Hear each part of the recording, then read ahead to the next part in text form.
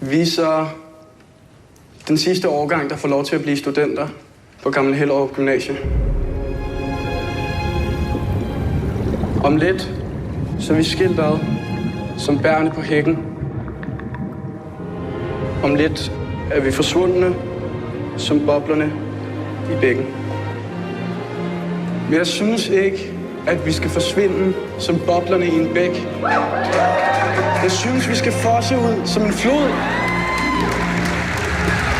Og minde os selv om det, vi var engang, det vi er lige nu, det vi altid vil være.